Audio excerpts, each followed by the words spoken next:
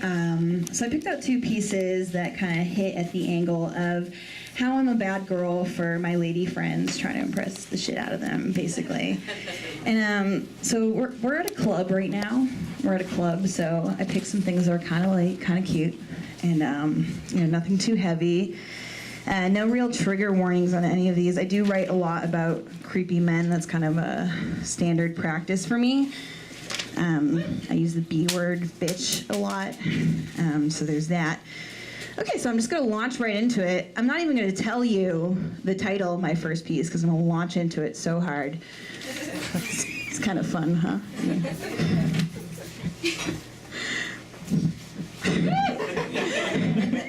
You trying to see some penis or what? I give this girl Lily a high five before we hop into my Corolla. I think this is what they call a girls' night out, except really we only have a few hours to kill before picking Lily's boyfriend up at the Springfield bus station. But no, her boyfriend's penis is not the penis we are excited to see. We're driving into Springfield a few hours early to check out Massachusetts' only male premier strip joint, Club Ecstatic. Lily is leaning forward in her seat, her eyes peeled in the depressed landscape. The streets are oddly dark for two girls trying to enact a sense of nightlife. We have to bump up the music, rev the engine at stoplights. We're bad, bad girls, Lily says through bated breath. I watch her from the corner of my eye, a girl in my car, a small thin girl with large eyes with dark sleek hair, the type of girl that emo fuckboys drool over, and she's in my car. This is my friend, right? We're girlfriends. The way she looks at me in the car, smiling at me, a devilish grin, desiring things from me, that's what that look is, desire. Yes, tonight I am bad for her. Tonight I will not let her down. On a slow street corner in a desolate cityscape, the club looks barren and in need of our attention. We stroll into a black and glitter bar with a couple of stages. 4 men are on deck, and the only other customers are a few balding grandpas. The bartender gives us a shitty look as we take our seats. I try buttering him up by ordering some rum and cocks, but he finds nothing about me to be charming. He dumps 2 enormous drinks and shoves them in front of us as if to say, try throating these cocktails and then we'll talk. I take a sip and nearly cough the drink up. It's like 3/4 rum, and I'm pretty sure this dude used Diet Coke to drive the message home. Lily gives an innocent smile to no one in particular, politely sipping her drink. Mary Jane's tapping against the bar stool, looking like a good little girl. I like that, and I think I'm alone on that front, that I'm an imposter, that everyone here just wants to be gay without me. And the first stripper approaches. He looks like Matt Damon with a too tall crew cut, and sure enough, when he opens his mouth, a raging Boston accent falls out of it. What's up, ladies? How's your night treating you? His name is Bryce. Hey, dude, what's up? I say, giving him a brisk nod. I'm not really sure how to address him, this being my first time having a man assume I'd like to pay for his sexiness and all. I shift closer to Lily, a protective arm hovering behind her on the bar. Is that an accent I detect, Bryce asks, quickly pulling his hands out of his crotch pocket. Sure, I say. I grew up in Milton. His chest deflates. I suspect there's something about my accent that's making Bryce feel weak in his panties. He looks around shiftily and then launches into some desperate story about divorcing his wife and moving up to Western Mass to make a good buck. I nod like I'm convinced by whatever he's trying to convince me of, hoping he's convinced by me as well, that Lily's convinced by us. And in a weird way, I'm relating to Bryce. I kind of know how he feels when you move from Boston to Western Mass. It's like maybe there's this weird expectation that only exists in our own thick skulls for us to be tough. And I'm feeling pity for Bryce, so I say what most dudes say when they feel pity. Good for you, man. And another dancer notices Bryce's invested interest and curiously ambles over. His name is Angel. He stretches his body across the bar and gives me and Lily a long look. Bryce shrugs at him, the signal for these girls are just shitty voyeurs, which prompts Angel to decide that he too just wants to chat, asking me about my shoes. You like boots, huh?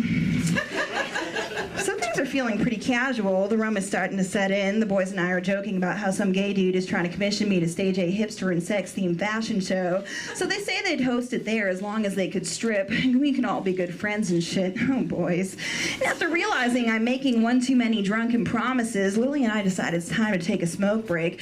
We dip outside, light some butts, giggling, when out of nowhere, a car packed with rough-looking dudes pulls up to the corner. They start yelping and catcalling, making Lily noticeably uncomfortable. So I walk up to the car and look in. There are 5 dicks packed into a tiny Toyota, all peering up at me, looking fairly surprised at my approach. "Are you trying to pick us up right now?" he asked. "What you gonna do, strap us to the roof?" A series of "oh shits" erupts from the car. I guess I got them. I slip a glance back at Lily to make sure she's not too scared, but au contraire, she has an excited quiver on her lip. The boys are all riled up now, and one of them decides to counter me, shouting, "Suck my dick for $5, bitch." I stumble backwards, holding my hand in my chest as though he had just pierced me deep. As a feminist, that statement super offends me, I say, but I would show you my tits for $5. The boys convene in the car discussing these prospects, then come to an agreement. They tell me the deal's on, so I show them my tits. And after the deed is done, I hold out a hand for my $5, but one of the guys says, "Her tits too," pointing at my dear friend Lily.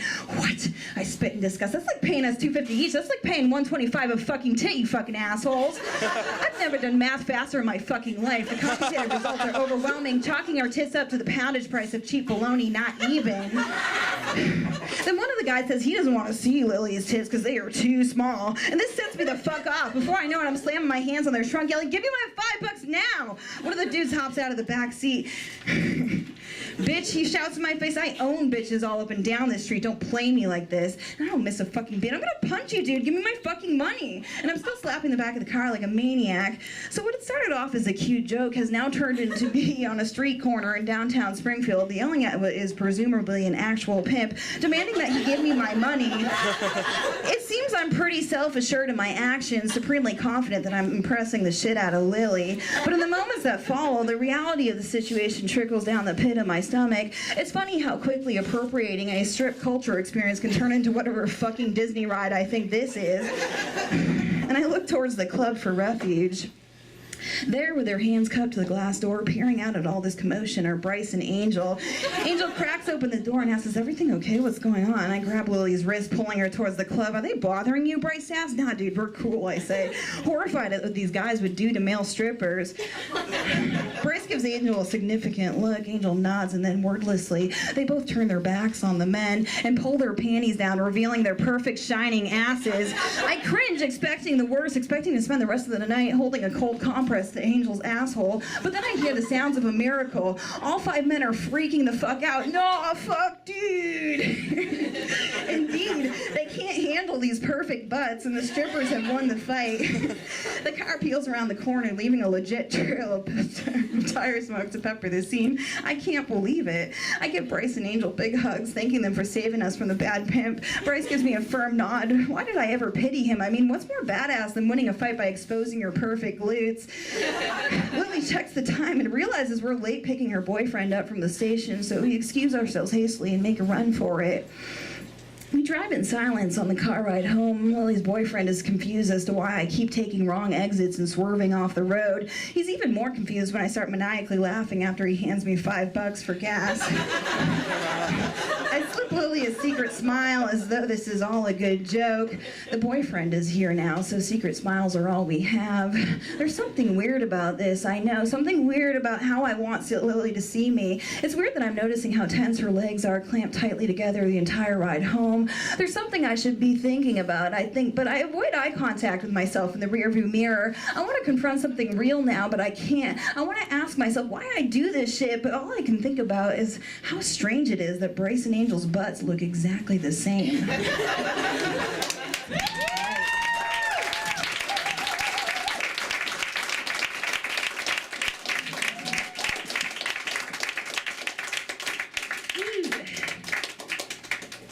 It's called Club Ecstatic. It's a cool club, but you should actually go there to see some fly penis because you're into it. You have to tip. It's just rude, you know. It was rude. I regret it. All right, so this next one's called Louise and the Russians. Alternative title is The Golden Stroke. That's what Louise named it. It's about my touch. I'm really nice at touching people's arms. All right. I'm chilling at the crib when a text dings in. It's my girl Louise. It reads, "Hey dude, where are you?" It reads, "Me and Beth are kind of in a situation right now. We could use some help with it." It says there's these two men here and it's pretty intense. I take the last swig of a brew and write back, "You want me to come over or whatever?" And she's like, "Yeah, if you don't mind." So I say, "Sure don't." Pull my boots on, taking a moment to pick out a song for the car ride. Commodore's The Night Shift. I groove over there into the back streets of Florence to a troubling old house, the type of house that sits next to an ambiguous chemical plant, the type of house whose old septic tank has been secretly leaking ancient sewage into the Mill River for decades, a house where ghosts are known to exist, a man and a woman Harriet walk in the hallways like a couple of jerks. Houses like this that absorb headspace as well as create it always force a general sense of bondage. I roll into the driveway and amble up to the front door, both hands shoved tightly into my pockets, concealing the potentiality of fists. When I enter the house, everything freezes. A tableau vivant containing Louise and Bethany in creamy lace undergarments perched at the kitchen table, their knees pressed tightly together. And then there's two white guys with short-cropped hair lording over the scene. One is a scrappy man with the face of a rodent, the eyes of a snake, his eyes threatening to consume the rest of his face at any moment, penetrating and starved. And the other dude, a frickin' giant, a strong man with his shirt off, muscles tense on his chest, holding an old musket in one hand, the other touching a shoebox on the kitchen table containing a few handfuls of large gold coins.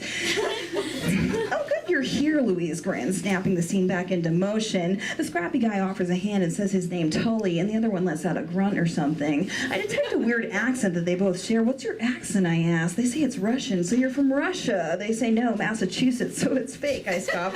They say no. But Louise butts in to avoid further conflict. "Do you need to borrow some lace underwear or bloomers?" she asked me. And I shrug. I don't have any on me, so if I could borrow some, yeah, obviously that'd be chill. So I start off this scene imagining that I might be asked to tackle a 250-pound bodybuilder with a potentially operational musket in hand, and then quickly accept the fact that I'm now to be dressed in skimpy white bloomers and a lace bra. But another instance of the house's bondage, I guess. I get changed quietly. "Okay, so what is with the gold coins?" I ask. "Russian currency," they tell me. "So they still use gold coins and muskets in Russia, Massachusetts. Learn something new every hour." "So how does one acquire so much gold?" I dig further, and they immediately launch into stories about being in the Russian mafia, about how they make a good chunk of change, about how to make thousands selling free PDFs of books on Amazon.com, about how Tully watched his own father get shot in the head and die. I whisper to Louise, "And how do you know these two gentlemen?" She says, "High school. It seems Tully had taken her virginity." "Oh, totally. Now this all makes sense. But the bondage of it all is starting to crack, so I decide to take a break and grab a smoke on the porch. I'm framed in the doorway, not wanting to take my eye off Tully, sending him daggers through chains of smoke. He stares back from the kitchen. He stares back, and I say, "I genuinely don't like you, though," I say, forcing my own hand of reality onto the house. Honestly, I'm not joking, though. And in truth, it's complicated. I admittedly feel familiar fire flare up in me, a fire that loves to consume men in their many ways of making money, but for real, I say, "Nah, dude, I don't trust you." And this fucks with his face, a twitch in his lip, a need to overcome me and force back his hand. He doesn't respond with words, but rather disappears for a moment, only to reappear with a series of small gifts. At this point, I'm sitting on a deck chair, and he's on one knee, brandishing each gift with a flourish of a magic man, a plate of small fancy pickles, corny shawls, some weird little olives, no pits, a teacup of mid-grade vodka of the Russian variety, of course. My legs are pulled up on the deck chair, knees squeezed together as he hovers, cautiously making his round of offerings, his hand taut, ready to flick back at the sight of teeth. Sure, I make shrewd snapping gestures at him. Most of the gifts I reject. The vodka I sip at delicately, glaring over the rim of the porcelain teacup. These dudes have all their props, I think. The musket, the pirate's booty, the cleverly crafted gifts. All cheap but designed to look real from the distance and frame of a middle school stage. But my dudes, we're in a black box right now, and their budget is all too transparent. "I'm going in," I announced, knocking past Tully and his smooth-chested friend. By this point, Beth has conveniently made herself missing, leaving Louise and I to handle whatever situation this actually is. We all move into the living room, an odd spread of furniture featuring two musty couches placed next to each other, both facing nothing in particular. And Louise and I sit on different couches, and yet next to one another, pressed to the edge of our respective cushions, our knees all but brushing. The strong man decides to try his luck, plopping down next to Louise, and Tully carefully makes his approach, eyeing the cushion next next to me. No, Tully, I say, you sit on the floor. And he does. He kneels down a good yard away. He kneels down and watches me intently as Louise and I start engaging in small banter, parlor talk about nothing in particular. And every so often I look up to chide Tully for scooching closer, and each time Louise gives a churlish laugh, seemingly unaware of the strong man creeping, clenching his butt cheeks, and then releasing to propel himself another inch towards his prey. You ever done that?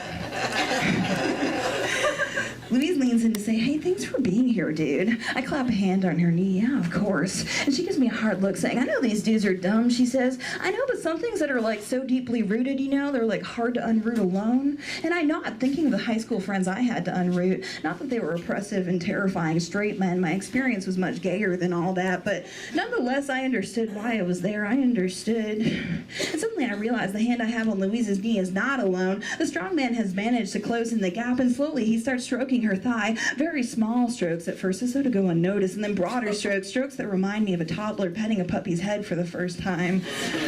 And though I am there for Louise, I know this is for her to reject. I look up to find Tully's serpentine eyes devouring the movement of his friend's thickly padded hands, perhaps regretting his decision to target the obvious bitch. His stare is burning straight through Louise's thigh, then suddenly his attention snaps when a bubbling laugh rolls out of her, and the warmth of the laugh somehow makes it cruel enough that it forces the strong man's hand to freeze in mid-stroke. Dude, your touch is crazy, she says. Like you don't even know how to touch someone like a human? And she laughs again, which makes me laugh, and I say, I want to feel touch my arm. And the strong man looks at me all hurt and bewildered, like he complies and strokes my arm once.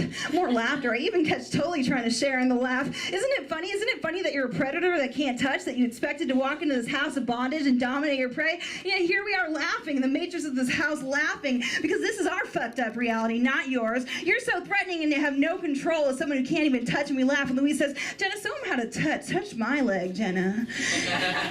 So I stroke her thigh without thought or effort. I start stroking her, and she closes her eyes for a moment. She laughs and says, that feels incredible, dude. And when she opens her eyes, she looks at me and says, I love you, dude. And I say, yeah, me too. But she says, no, I like really love you, you know. And I realize I'm still stroking her thigh, and I realize this room is so ripe with sex that these men are used to dominating that sex. And I wonder if now I am usurping that, and necessarily I replace their sexual dominance with more sexual dominance. Over who? Over Louise? For Louise? Will you stay with me tonight, she asks. You want me to? Yeah, if you don't mind. So I say, sure don't, and pull my boots off, tossing them a little too close to where Tully is crouching. Wait, Tully looks hurt, no longer sporting a Russian accent. Can we stay here too? The couch is my dude, Louise says, grabbing my arm and pulling me upstairs to her room. When her bedroom door is shut, a white noise I wasn't even aware of comes to a grinding halt. Now I hear the songbirds in their cage quietly peeping, the soft slithering of Leonard the snake cozying up in the sock drawer, a gust of wind through the thin flowery walls, a gust of wind from Harriet's grave, and Louise and I collapse into bed. I witnessed what she wanted me to see, and now we collapse, our lace undergarments bunched into the crevices of our bodies, our arms and legs tucked into each other, and I wonder for a moment if I'm about to have sex with my friend. But then I think of Tully and the strong man in fetal positions on the couches downstairs, and I think that sex is just merging in the best way we can, and holy shit did we merge tonight, Louise and I. And my only wish for this night, my final thought as I drift off, is that Tully and the strong man would one day find the strength to fuck each other to death. Thank you guys. I'm really excited for this show. Yeah, OG next. Yeah, I'm gonna go back.